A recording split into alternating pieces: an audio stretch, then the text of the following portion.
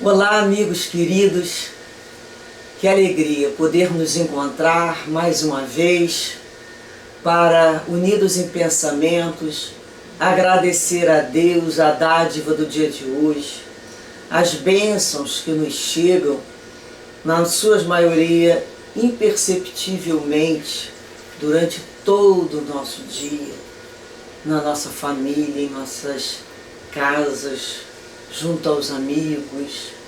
É um momento que, além de agradecer a Deus, pedimos também por socorro, por proteção,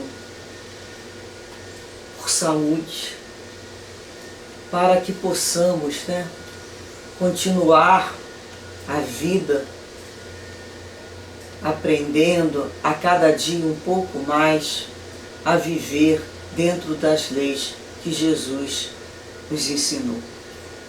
A vida é muito importante para colocarmos em prática todos esses ensinamentos.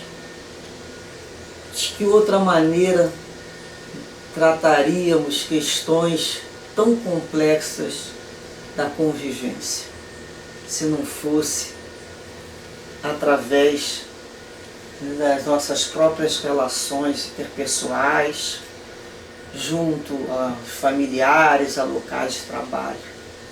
A cada dia estamos vencendo os nossos inimigos que residem dentro de nós mesmos.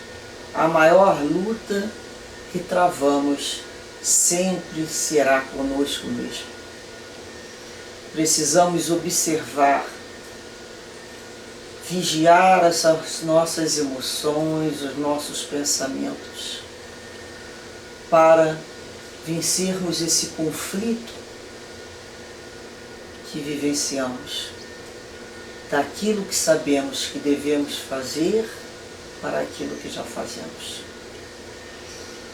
Hoje, contando sempre com o amparo e a proteção dos benfeitores e guias espirituais, com as mensagens do Cristo a nos iluminar sempre, iremos fazer a leitura da mensagem de número 50 do Livro da Esperança, que tem como título Conceito do Bem.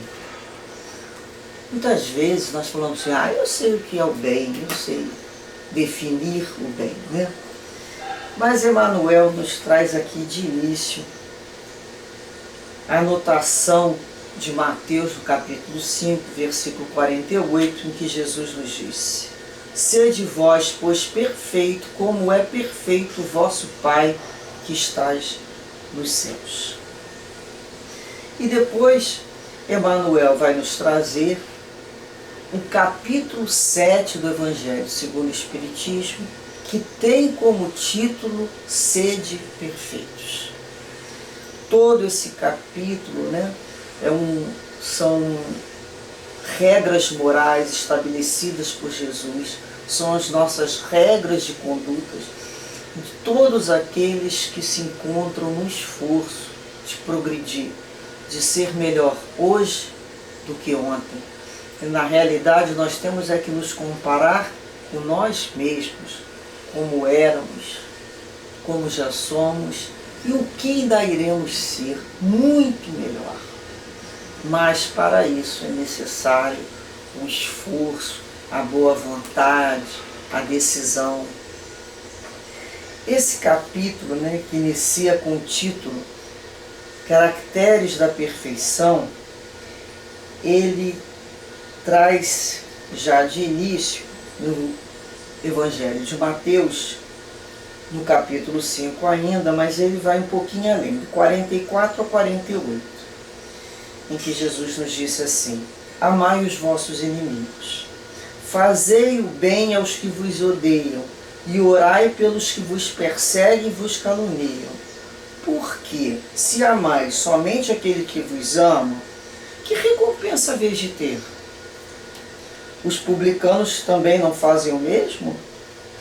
E se saudardes apenas os vossos irmãos, que fazeis de especial mais que os outros? Os gentios também não fazem assim? Sede perfeito, pois, como o vosso Pai Celestial é. Então é quando Jesus nos questiona: o que estamos, quando nos filiamos a Jesus pelo coração, o que estamos sendo melhor do que o outro se não fizermos além? Por quê? Gostar do bonito, né? Dar um cheiro no perfumado, isso todo mundo faz. A lição de Jesus, a proposta do Cristo, é para irmos sempre um pouco a mais. Já podem ir a mais. Se Ele nos trouxe essa proposta, é porque Ele viu em nós essa capacidade de mudança, desse esforço de ir um pouco a mais. E depois Kardec nos diz assim: desde que Deus possui a perfeição infinita em todas as coisas, estas palavras, sede perfeitos, como o vosso Pai Celestial é perfeito, se tomada ao pé da letra, poderia fazer supor a possibilidade de se atingir a perfeição absoluta. Se fosse dada à criatura ser tão perfeita quanto Deus, ela se tornaria igual a Ele, o que é inadmissível. Porém, os homens a quem Jesus se dirigia não teriam compreendido essa questão. Então ele se limitou a apresentar-lhes um modelo e dizer que se esforçassem para alcançar. É preciso, portanto, entender por essas palavras a perfeição relativa, aquela de que a humanidade é suscetível e que mais aproxima da divindade. Mas então em que consiste essa perfeição? Jesus ensinou: amar seus inimigos, fazer o bem àquele que nos odeia, orar pelos que nos perseguem. Ele mostra com essa palavra que a essência da perfeição é a caridade no seu mais amplo significado, porque ela traz como consequência a prática de todas as outras virtudes. Aí a gente fala assim: por que a gente nunca pode parar de ler o Evangelho, né? Por que a gente sempre retorna? Porque falar assim, é fácil, mas nós sabemos que não é. Amar aquele inimigo, fazer o bem àquele que nos odeiam, que nos tramam o mal pelas nossas costas, aqueles que nos caluniam, pararmos para orar por aqueles que nos perseguem. É um passo de muita decisão dentro de cada um de nós. É vencer, é uma luta titânica contra o monstro que não existe do nosso orgulho. É difícil. Até compreendermos esse amor pleno do Cristo, incondicional, por todos, ainda precisamos trabalhar muito dentro dos nossos corações. A cada dia, um pouquinho mais. Né? Quantas vezes eu, dentro do meu Evangelho, eu coloquei um nome de alguém que eu queria todo dia me lembrar para orar por aquela criatura. Para que nós pudéssemos nos olhar sob um novo ângulo. Para que pudéssemos vencer aquela dificuldade. E todo dia implorava Jesus para ajudar esse processo de união desses corações. Mesmo que eles ainda não se tornem afins, com afinidade total um com o outro, mas pelo menos já vencendo aquele que se chama, aquele ranço, aquela mágoa, aquele ressentimento. Isso é um trabalho diário. Lembramos em nossas preces, sim, daqueles que amamos, daqueles queridos, de amigos, familiares, cônjuges, né, das esposas, enfim, dos pais, mãe, e pedimos a Deus por eles, pela saúde, pela luz. Mas não podemos nos esquecer daquele outro que que ainda possuímos dificuldade no relacionamento. Essa é a palavra. Amar aquele que não era uma obrigação de amar, que é um prazer amá-los, porque é muito fácil. Mas o pedido de Jesus é o pedido além da lei de amor, é a graça do perdão. É conseguir, pelo menos em nome do Cristo, o esforço diário de pedir ajuda e pedir para nos entendermos melhor. Vencendo, o que a gente chama dessas demandas dos conflitos mentais, apaziguando os corações, as mentes, nos abrigando em nossas preces de todos esses sentimentos que nos atrapalham durante a nossa conversa com Jesus. Porque esses sentimentos negativos, eles nos pesam e nos dificultam nos elevarmos em sintonia com as esferas mais altas. E Emmanuel vem nos falar desse item 3 desse capítulo 7, que tem como título O Homem de Bem. Ele traz aqui: o verdadeiro homem de bem é o que cumpre a lei de justiça, de amor e de caridade na sua maior pureza. E a gente lê a mensagem de Emmanuel, que nos diz: toda vez que ouça alguém referindo-se ao bem ou ao mal de alguém, procure discernir. Procura reparar, aprender a separar, principalmente, fazer uma distinção, que ele chama aqui. Conheces o amigo que escalou a eminência econômica. À vista da facilidade com que maneja a moeda, há quem o veja muito bem, a palavra bem aí, muito bem situado nas vantagens materiais. No entanto, via de regra, se lhe radiografasses os sentimentos, nele encontrarias um escravo da inquietação detido em cadeias de ouro. E achávamos que ele estava muito bem situado. Assinalas o homem que alcançou a responsabilidade política. Tão logo ele surge no vértice da administração, há quem o veja muito bem colocado nos interesses do mundo. Olha, muito bem de novo, Mas frequentemente, se lhe fotografasses as telas do espírito, nele surpreenderias um Marte de cerimoniais e banquetes, constrangido entre as necessidades do povo e as exigências da lei. Admiras o companheiro que venceu as próprias inibições, elevando-se à direção do trabalho comum? A fase significativa remuneração que percebe a quem o veja muito bem posto na esfera social. Contudo, na maioria das vezes, se lhe observasse as mais íntimas reações nele, acharias um prisioneiro de sufocantes obrigações, sem tempo para comer o pão que assegura aos dirigidos de condições mais singelas. Elogias o cientista que fornece ideias de renovação e conforto.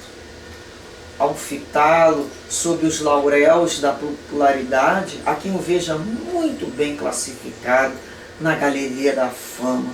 No entanto, quase sempre, se lhe tateasses a alma por dentro, nele surpreenderias um atormentado servidor do progresso, clamando ansiosamente por simplicidade e repouso. Reajustemos assim o conceito do bem diante da vida.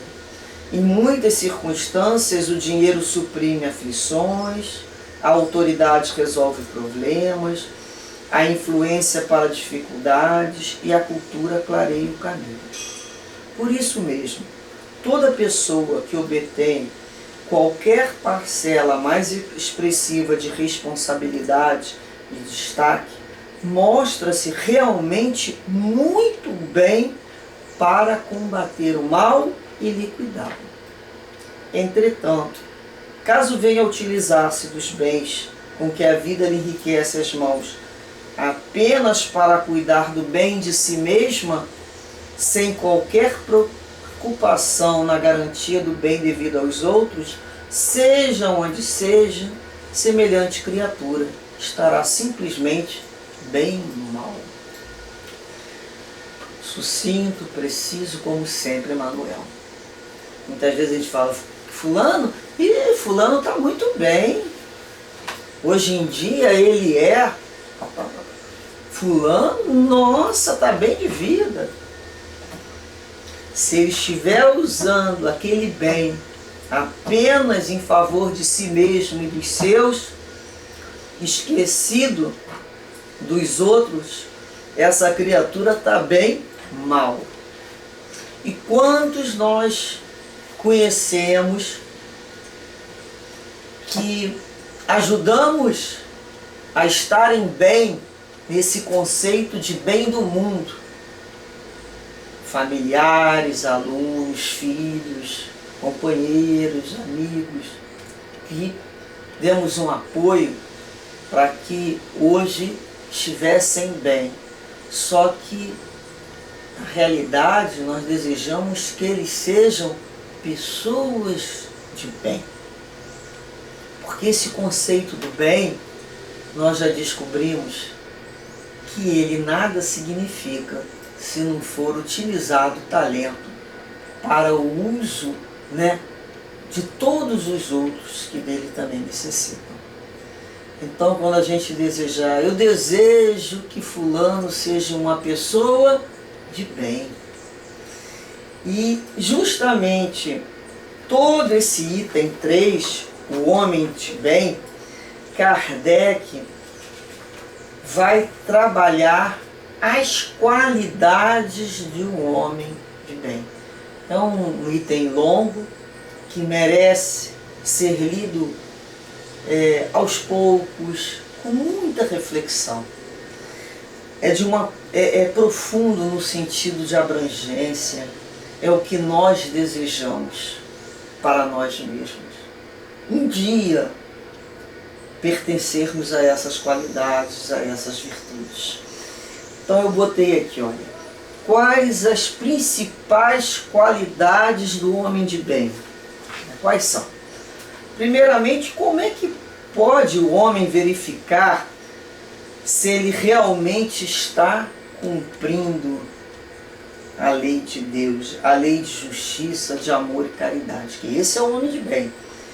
Ele tem que interrogar a sua consciência sobre os seus atos e se perguntar se faz aos outros o que lhe desejaria que lhe fizesse. Esse é o primeiro momento. O homem de bem, ele é o portador da fé verdadeira. Primeiramente, ele tem fé em Deus e submete-se à sua sabedoria, pois ele sabe que nada acontece sem a permissão de Deus. Ele tem fé no futuro, por isso é que ele coloca os bens espirituais acima dos bens materiais. Ele confia na justiça de Deus e daí ele passa a aceitar as suas dores, as decepções, as vicissitudes como sendo provas que ele necessita vivenciar, expiações que visam o seu progresso. Tudo concorre para o bem. O homem de bem, ele é uma pessoa caridosa. Ele faz o bem pelo bem. Ele não espera ali retorno. Ele retribui o mal com o bem. Ele não acha que aquela atitude dele mereça ser aplaudida, porque ele não veio mais numa reencarnação para fazer a vontade dele, os seus caprichos. Ele veio para viver a lei de Deus, e a lei de Deus é a lei de amor e caridade. Portanto, ele sabe que, como Jesus falou, sois os servos do Senhor, não fazes mais do que a sua obrigação quando trabalha na vinha. Ele encontra a alegria no bem que faz aos outros. Ele pensa no outro antes de si. Será que nós já somos criaturas assim? Sentimos alegria quando fazemos bem? Vocês repararam que quando a gente escuta uma história sobre o bem, ou vê um filme, ai, nosso coração dilata, a gente radia. Ao contrário, a gente deprime. Então, encontrar alegria no bem que faz aos outros, pensa no outro antes de si mesmo. Olha o processo aí já do aprendizado com Jesus, de abnegação, do sacrifício de si mesmo. Sacrificar é com amor, não é com dor. A caridade é seu guia, o entendimento do mandamento, amar o próximo como a si mesmo. Esse é o guia diário que esse homem do bem vive. O homem do bem, de bem também, ele é humanitário. Ele é bom para com todos, sem discriminações ou distinções. Ele não faz distinção de um e nem de outro, né? Ele trata todos com o mesmo sentimento. Ele respeita o outro, mesmo que esse outro pense diferente dele. Nós já conseguimos isso? Esse aprendizado, respeitar o outro, independente se parece com a gente ou não. Ele compreende os deveres da posição que ocupa socialmente, como autoridade e como subordinado. Ele sabe se colocar. E respeita o outro como quer ser respeitado. Então ele faz primeiro. Ele primeiro respeita. Se ele quer ser respeitado, ele primeiramente ele respeita o outro.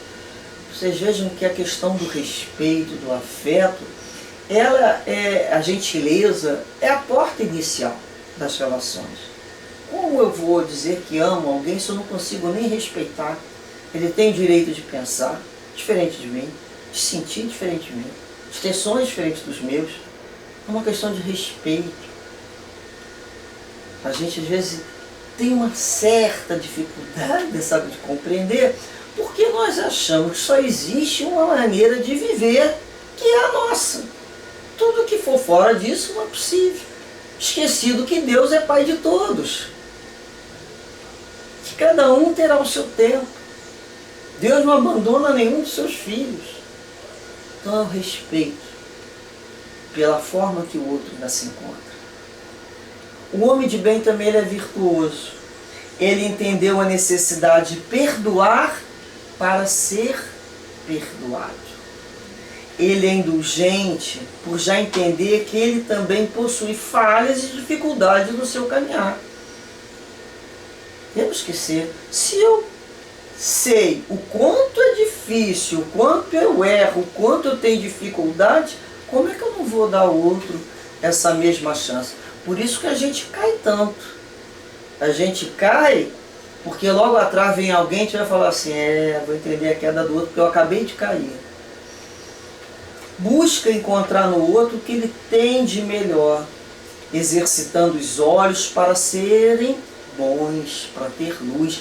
É um exercício, aprender pelos nossos olhos a buscar o que o outro tem de bom, a ouvir o que o outro tem de bom, adicionar em nós tudo que for bom. O que não for bom, a gente simplesmente deixa do lado de fora da nossa casa mental. Exercita o autoconhecimento percebendo suas imperfeições com o intuito de combatê-la. Não é fazer aquele autoconhecimento para eu ficar ali me flagelando, me machucando. Não, sou eu. Sou eu que sou assim. Quando eu passo a me conhecer, eu não posso pegar e levantar o tapete e colocar aquilo que eu encontrei de sujeira embaixo do tapete. Eu tenho que limpar. E nesse momento eu já andei 50% do caminho, que é fazer esse reconhecimento, que geralmente temos dificuldade nesse reconhecimento. Por isso vemos tanto problema na vida do outro, por um processo de projeção, que é mais fácil ver no outro aquilo que na realidade eu tenho que modificar dentro de mim.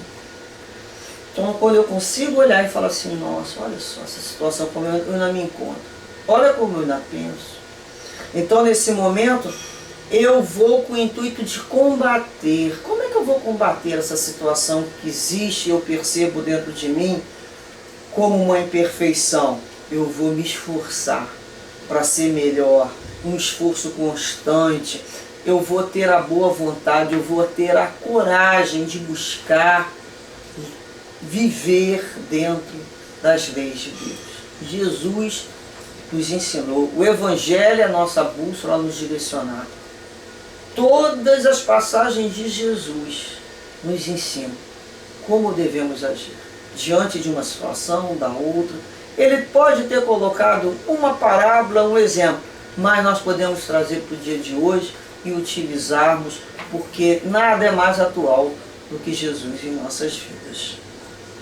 Precisamos desenvolver a humildade, elevando o outro, sem medo, inquietações ou vaidade. O homem de bem também, ele sabe discernir entre o divino e o mundano, escolhendo o que é eterno.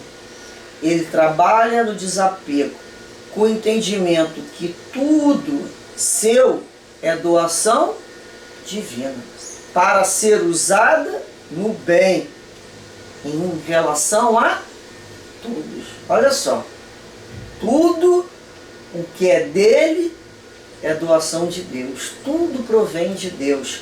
Para qual objetivo e finalidade? Ser utilizado em prol de todos. Porque ele sabe que aquilo ele é só um mordomo, é um depositário dos bens, tudo é passageiro e é eterno. Será apenas o bem que ele realiza junto ao outro. Ele sabe fazer o uso do bem sem o abuso. Então, qual é o caminho para sermos homens e mulheres de bem? Ele utiliza homens como um nome, como uma generalização. Resposta, né? O Evangelho de Jesus é o caminho, a verdade e a vida. É isso que Jesus representa em nossas vidas.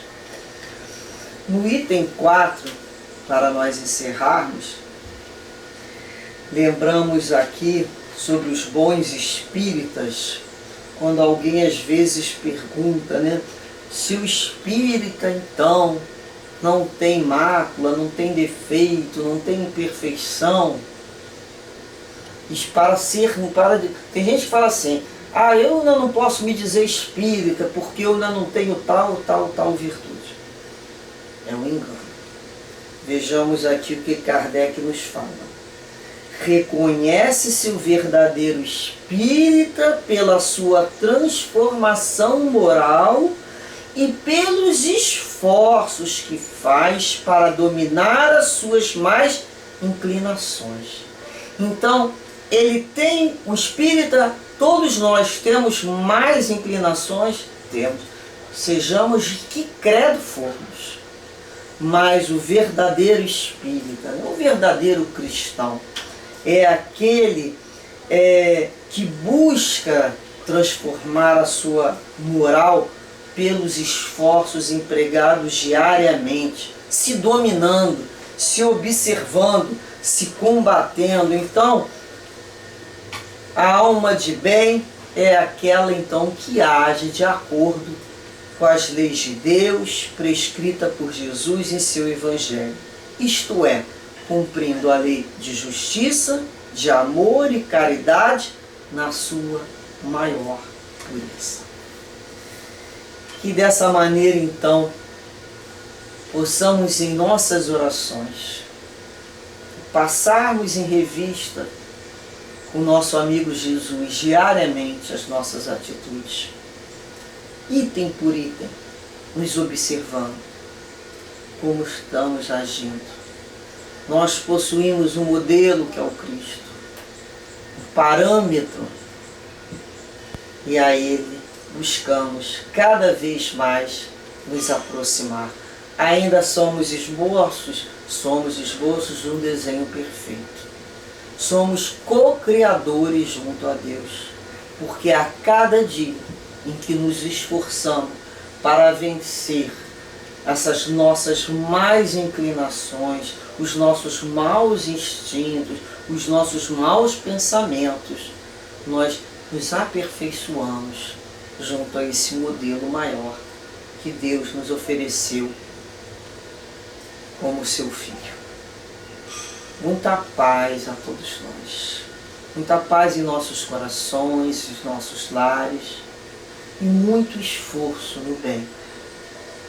Muita força, muita coragem para vencermos a cada dia o bom combate. Graças a Deus.